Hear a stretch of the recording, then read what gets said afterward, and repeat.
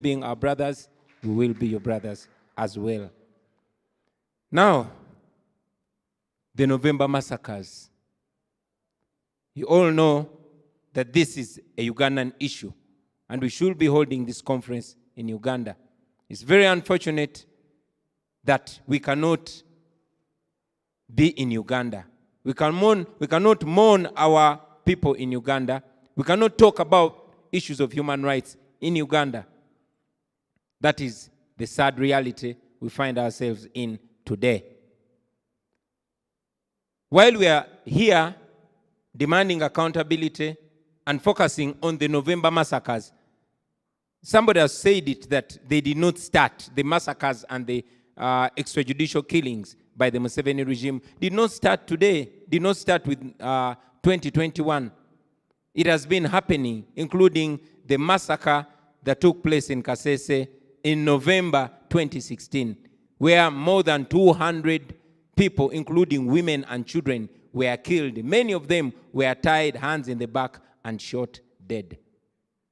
It continues.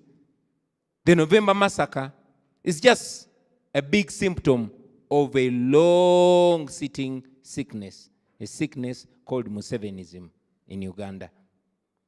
So while we are here, ladies and gentlemen, we should look at all the... while I speak to you right now, one of my bodyguards, called Jamshid Kavuma, has been missing for 13 days today. He was picked by security, by soldiers in Uganda military uniform, and of course others with no uniform. It was captured on camera. Like many others, we have not seen him again. We don't know whether he's alive or dead. That is where we are today, ladies and gentlemen. Among the victims that have spoken, and many that have not spoken, they have dark, dark stories. In this room today, in this room, we have ladies who were raped by Ugandan soldiers and security personnel. In this room. In this room, we have a young man who was castrated like a goat. In this room.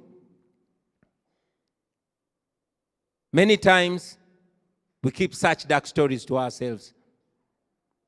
But many of them are in this room.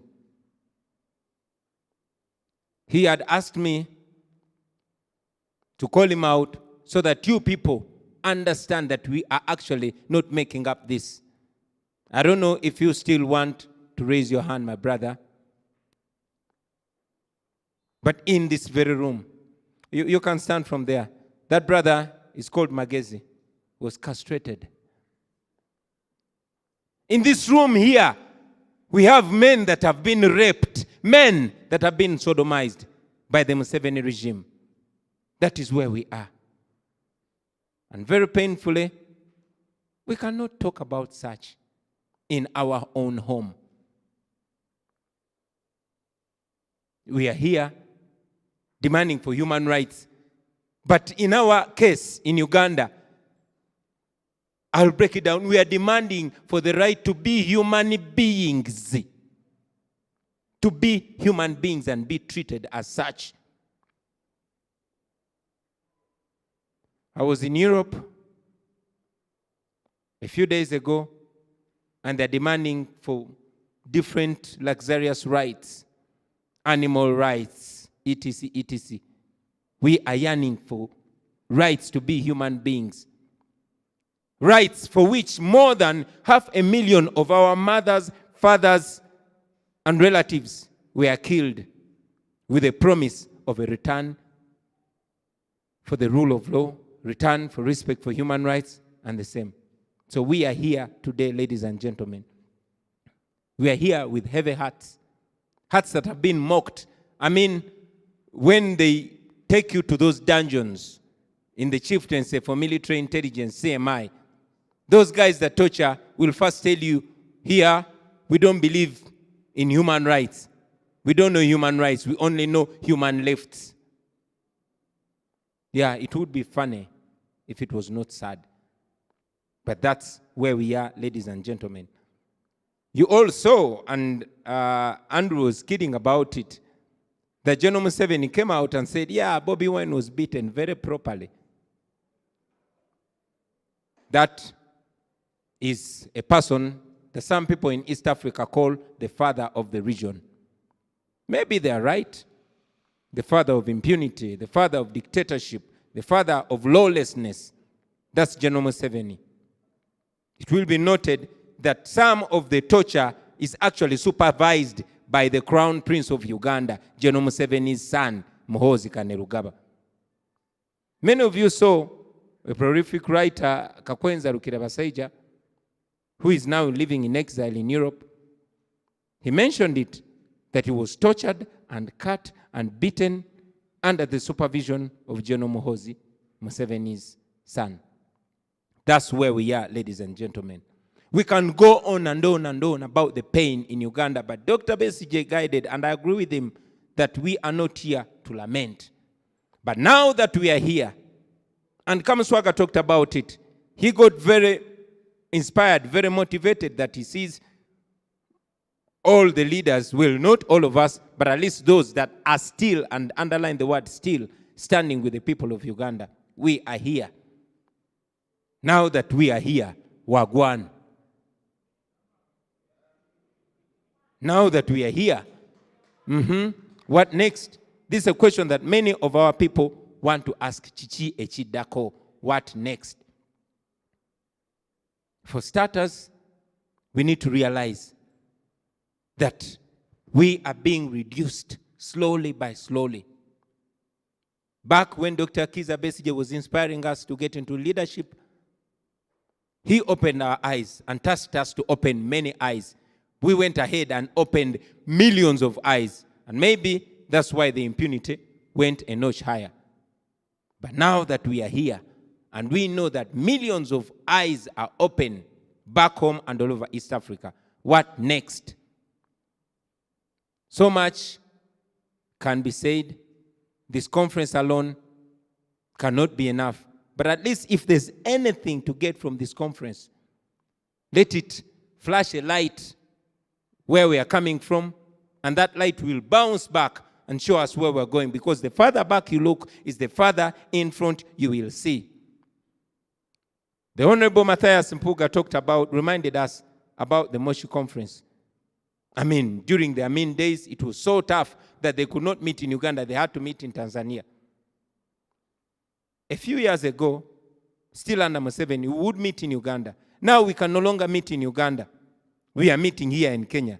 How sure that next year, because Dr. Besigye wants us to meet in Uganda, but how sure are we here in Kenya?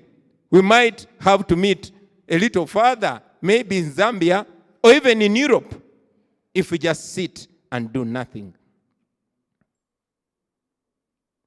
In my view, ladies and gentlemen, it's important to look back and know that there's nothing as important to us as unity. Just our people seeing us together before we even do anything, that's motivation alone for them.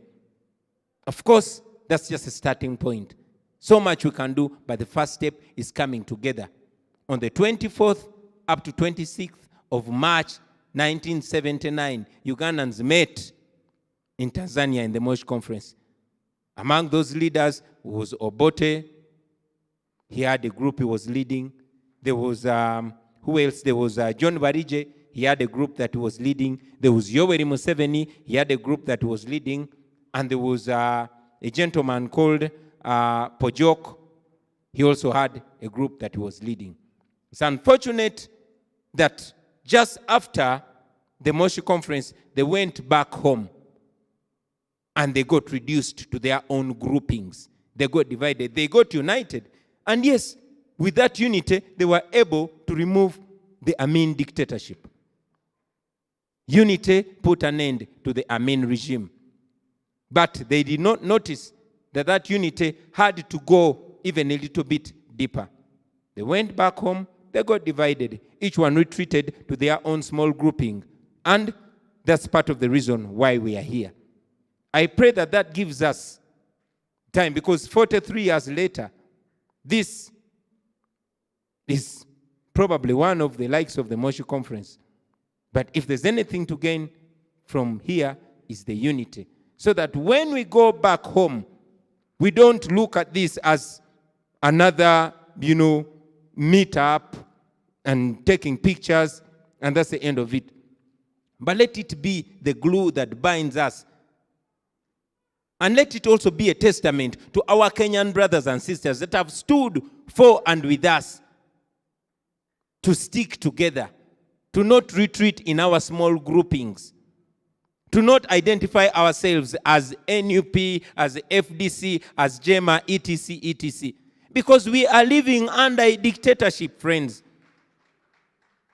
I'm speaking, and yet I lead a party. But I'll tell you that realistically, there are no political parties in Uganda. You cannot claim to be a political party when you cannot even organize, when you cannot even carry out party activities. Yes, we find ourselves fighting within the opposition. But a deep thinker will shock you to tell you that you cannot claim to have an opposition in Uganda. There's no opposition and there's no government. There's just one group of oppressors oppressing all of us. Only that the oppressors have proved a little smarter. They are more united than we, the oppressed. They are united in their impunity. So it's important, ladies and gentlemen, that we look at that unity, build on it, and that unity will benefit Ugandans. When we come together, it's for the benefit. These people, these torture survivors that have been here, they are, in my view, a representation of Ugandans. None of these victims was running for any position of office. No, they were supporting us.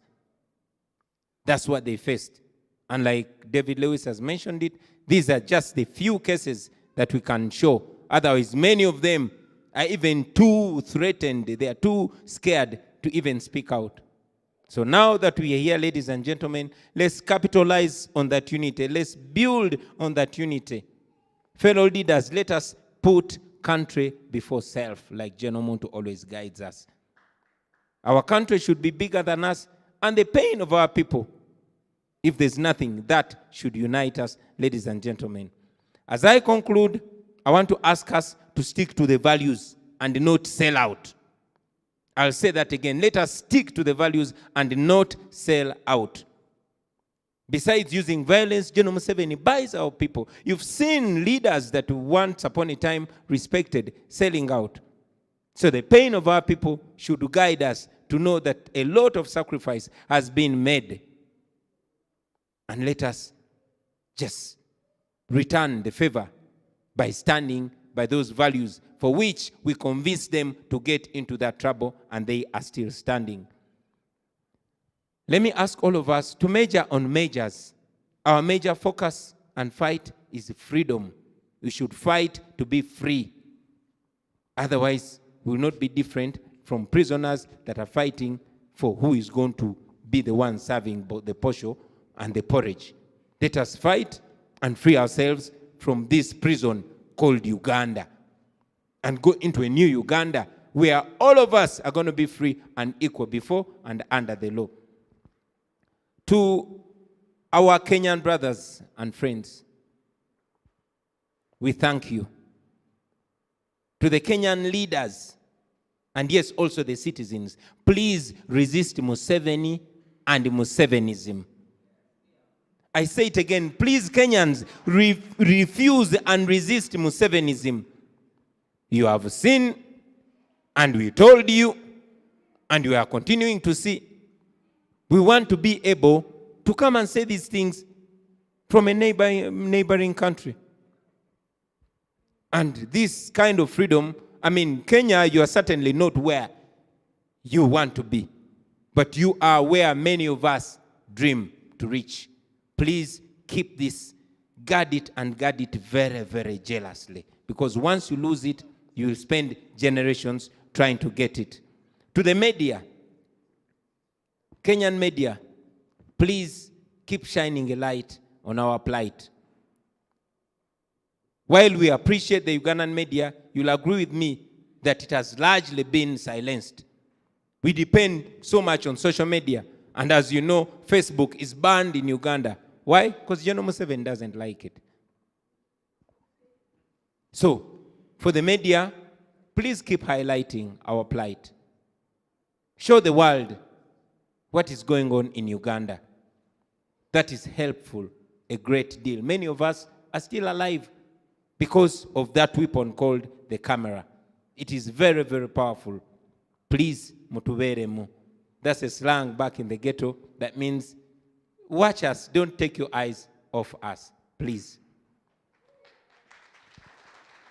And finally, to the international community, we use every opportunity to call out the international community, and I want to do the same right now. You are the people that are propping up monsters in Africa. Idi Amin was supported by you majorly until you got tired of him. Mugabe was supported by you until you got tired of him. My question is, haven't you gotten tired of Museveni yet? When Mugabe did to the people of Zimbabwe what Museveni is doing to the people of Uganda, you sanctioned him. When Taylor did the same, you sanctioned him. When Saddam did the same, you sanctioned him. Why are you still hobnobbing with a dictator called Museveni? Please, the international community, stop sponsoring our terror. Stop sponsoring our oppression. Stop being partners in crime. Thank you very much for God and my country. Thank you very much. Thank you.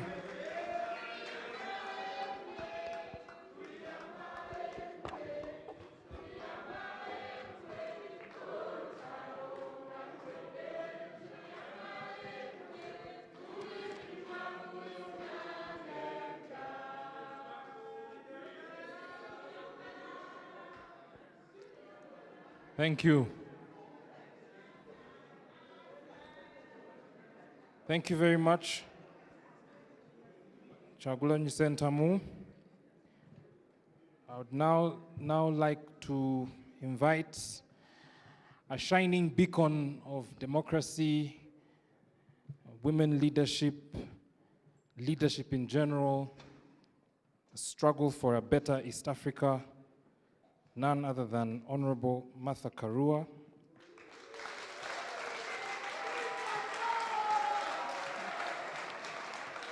A member of the leadership of the Azimio Coalition and the leader of the NAC Coalition.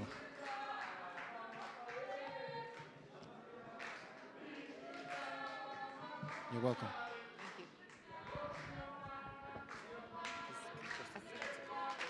Asante. Asante sana. Asante sana. May I begin by asking that we observe a minute of silence for the victims of torture, many of whom you've spoken about before I arrived. Please, let's give them a moment of silence.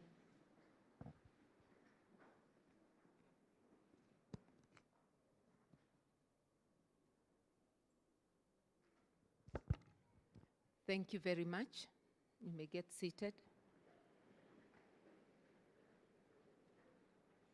The Honorable Kizza Besigye, the Honorable Sentamu Changulani, I hope I have said it properly, the very distinguished leaders whom I will not be able to mention individually, distinguished participants and survivors,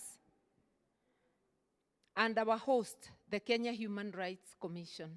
What a wonderful day when we can come together as citizens of East Africa in solidarity with Ugandans, discussing issues that are dear to them, remembering the victims of torture, some of them departed, and those living with the disabilities and injuries they received, and also asking ourselves, what can we do to get ourselves out of these circumstances? I have heard you saying that Kenya is where you would want to be. Not exactly. Not all that glitters is gold. I think there is a recession of democracy all over the world, and Kenya is no exception.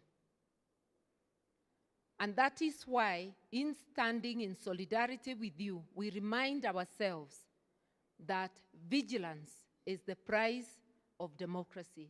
If we do not have vigilance, continuous, purposeful vigilance, even those who look like they're doing okay can lose what they have. I'm very horrified by what I have seen here, and I came at the end of it. And one of the things we must be asking ourselves as leaders as we depart today is, what can we do to help those who are still suffering with injuries that can be attended to? Because that is of urgent importance, and immediate attention must be given to that, even as we ask ourselves what we can do. Before you hear the stories of the survivors, our description of brave is wanting. What I have heard and seen here today is what describes bravery. And they are still standing tall, saying, "Aluta continua." They're still unapologetic about their defense of democracy and human rights. I had both Besigye and Changulanyi ask or call for unity. We cannot succeed in this fight without unity of purpose. Because united, we stand, but divided, we fall. And the oppressor always hopes to divide. The old colonial tactic of divide and rule is there even today. It divides people, the good and the bad. And today, citizens of our countries, not just Uganda, but even Kenya, divide themselves unconsciously or consciously, the good and the bad. That you don't want to call out a regime that is eroding democracy and human rights. You don't want to call out brutes because you want to give them a chance. And I am here to say we should not give even a minute, even a second. We should give no chance to people who have no respect for democracy and human rights. And democracy means recognizing that whatever you are doing as a leader, you do in the name of the people. And if you are not doing it in the name of the people, then you are illegitimate, because you have usurped a space that belongs to the people to oppress them instead of working for them. I kept on asking as we sat there, how can this happen? How can there be so much cruelty in a regime that prides itself to be working on behalf of the people? Because in East Africa, all our countries go through some sort of elections, whether sham or otherwise, and then they celebrate being elected. We don't have an army general. In Uganda, we have a president. In Kenya, Uganda, Tanzania, and all other East African countries, we have presidents who claim victory at elections. So if you are working for the people, how can you use the position given to you, or you usurped from the people, to commit the atrocities that we have seen? We can only answer that by promising ourselves to free our minds so that we can take back our power and act. And when you acquiesce dictatorship, either because you want to maintain your job as a civil servant, a government officer in a parastatal or wherever you are, because you want favor, as a business person or as a citizen, you are exposing those who stand up for rights. Imagine a Uganda where 90% or even just 50% of the people are vocal about their human rights, refuse to be cowed. Imagine a Kenya where 50% of the people refuse to be cowed, or any other country. There would be no room for the atrocities that we have listened to today and we have witnessed through the media happening in Uganda and elsewhere. In Kenya, atrocities have happened. Maybe not to as many people currently, but if you remember our 2017 elections, an electoral officer was murdered. Murder most foul. We have had people killed, witnesses, ICC witnesses. It doesn't matter at what time human rights are violated, whether because of personal issues, elections, or any other issue. They all happen because a person feels threatened by the person they attack, or you want people to fear. Because what has happened to the brothers and sisters who talked to here today is supposed to be a warning to others that this can happen to you if a majority of us stand firm. We will help ourselves by creating safe space where we can agitate for our rights. So today, I'm talking not to the converted, because people in this room are already converted. They are already human rights defenders.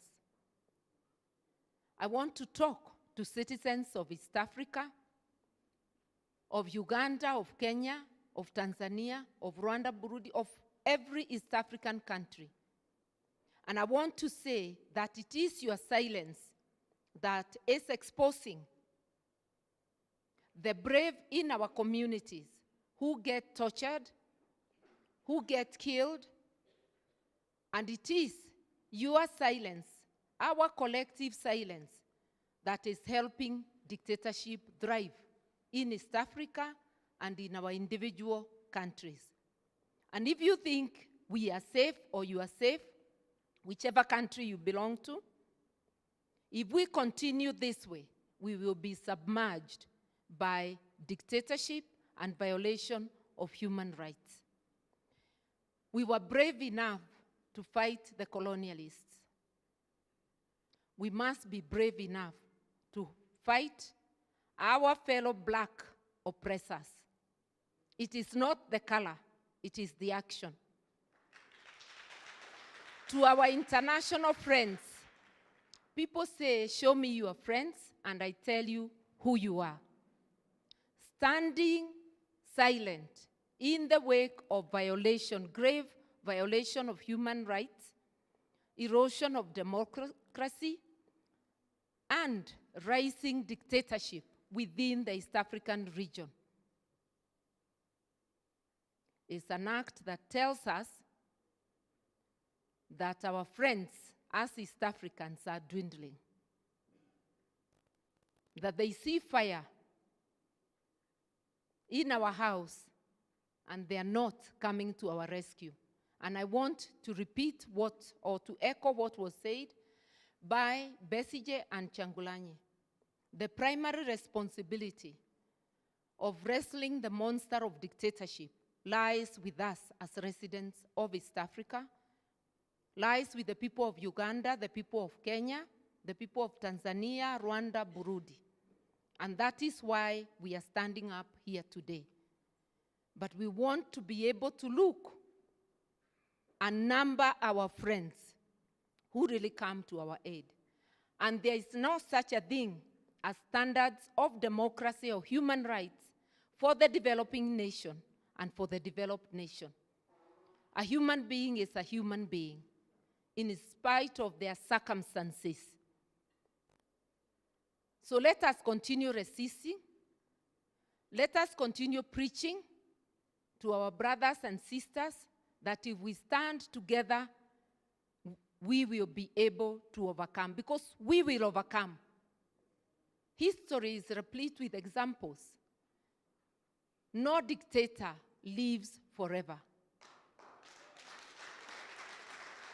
And no oppressed people stays under oppression forever.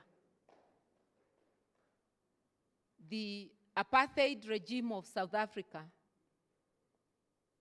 it had now settled almost as though it was a normal regime, a normal country among community of nations. But when the time came, it fell like a domino. The same with the Berlin Wall and with many other things. And I want to say to the community of nations and to us, dictatorship spreads beyond borders. In East Africa, let us refuse dictatorship. In whichever country, whether Museveni's, whether in Kenya, because in Kenya, I can see the making of a dictator. And dictators are made by citizens remaining silent. We have had, in the recent few months, cases being withdrawn. Cases of fraud being withdrawn, rape, whatever murder, being withdrawn, where the suspects are people in power. We have seen land grabbing cases, affidavits being sworn, saying there was no land grabbing. How come all these cases about people in power, not the ordinary people? Something is cooking in Kenya, and this is the making of dictatorship. I am here to stand in solidarity with Uganda, but to remind my fellow Kenyans that our silence will make a dictator worse than we have ever seen. But I want to say that I will not be silent, inspired always by the relics of Juliani's song, Sitasimama Maovu ya Kitawala. As long as I have breath, I promise myself that I'll raise my voice whenever it is necessary.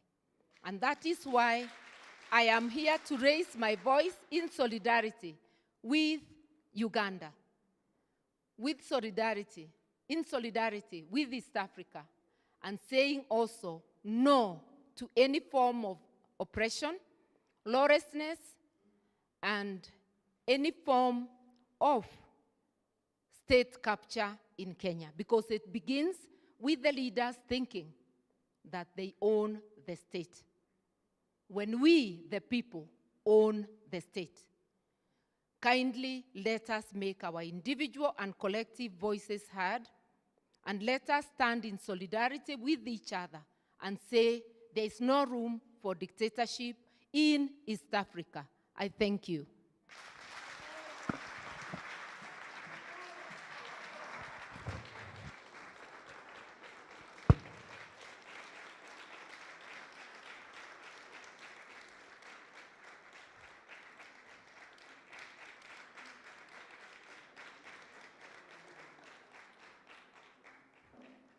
Let me try my Swahili and ask you Ugandans, nyinyi Waganda, hizo ni makofi mnaweza kupigia Honorable Martha Karua.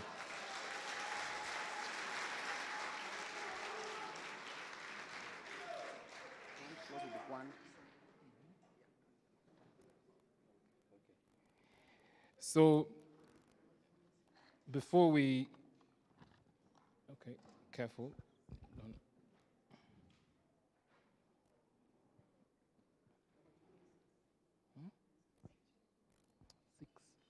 7.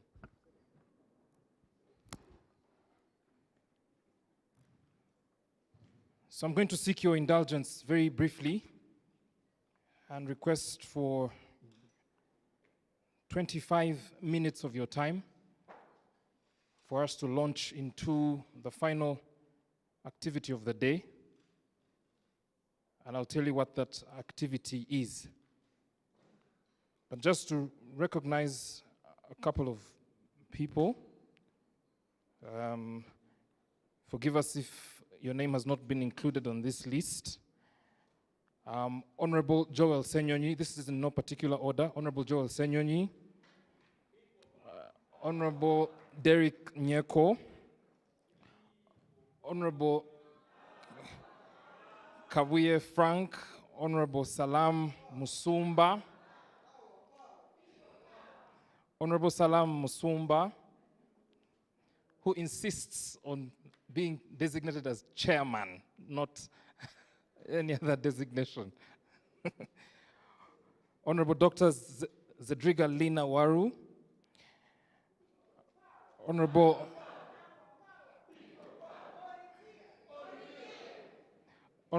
Ingrid Turinawe, Honorable Otto, Honorable Winnie Kiza, Honorable Mpuga Matthias, who spoke to you earlier, Honorable Waiswa Alex Mufumbiro,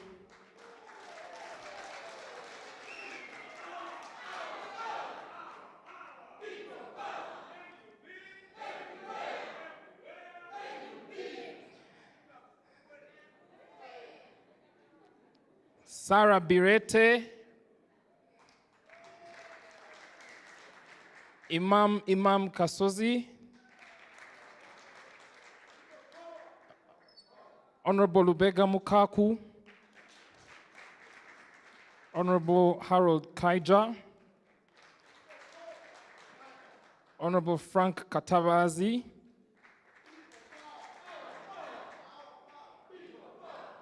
Nubian Lee,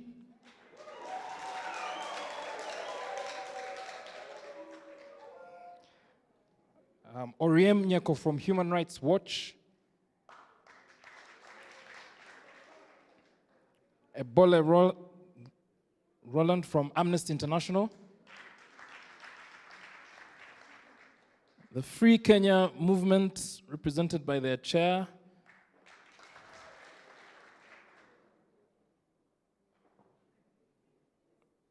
thank you. And now I'd like us one more time to appreciate all our leaders who spoke for the past hour or so. Please let's appreciate them again, those who spoke the past hour or so. And so here's my request to all of you, so that we tie this up nicely.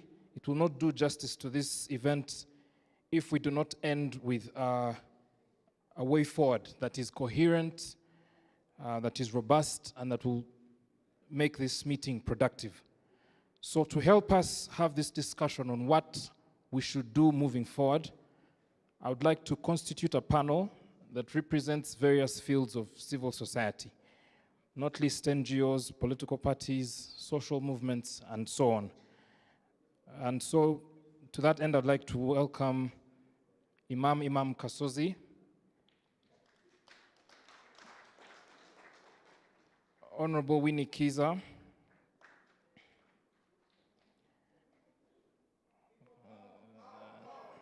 Sarah Birete, Oriem Nyeko, Honorable Salam Musumba, Reverend Sami Wainaina, apologies,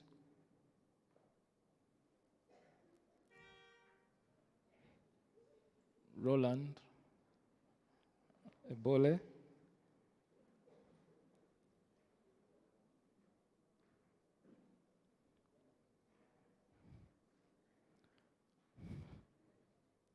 so the caution to these good people is that all of you here are the ones standing between these dear citizens and their lunch. So if you feel that they're speaking too much, please remind them that they're standing between you and your lunch. So make your submissions crisp and to the point. We're going to use 25 minutes, hopefully we can do that, to answer a singular question. All of you are from different fields of civil society and so on. So your question should be about what your institution or like-minded institutions are going to do in pursuit of those solutions. We've had the complaints, we've seen what the situation looks like, and we now want to move towards solutions.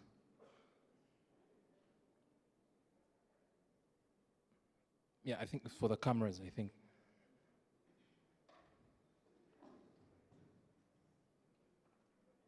Okay. Thank you, Boniface. And so in no particular order, I'll roll a dice and start with Honorable Winnie Kiza. What should we do? You've listened to the people. Thank you so much, moderator of the session. I'm Winnie Kiza, a member of the Alliance for National Transformation. And like many have said, we say people first, a new future. And when we say people first, a new future, it still brings us back to empowering the citizens and ensuring that they take back their power and use it for a better future.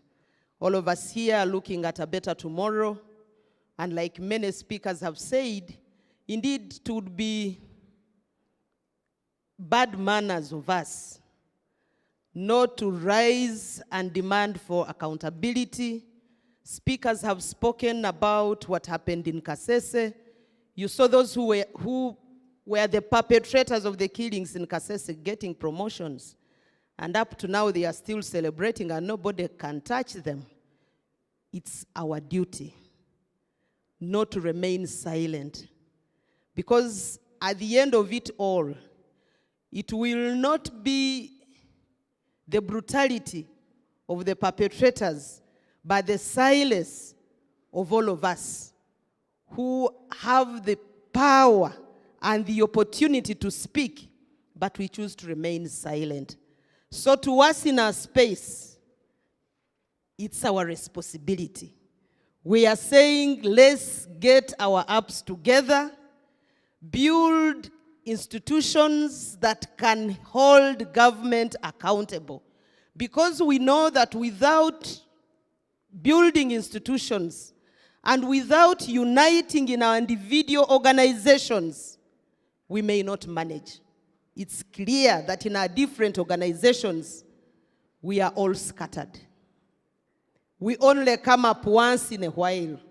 But to us, as an institution, we do believe that united we stand and divided we fall.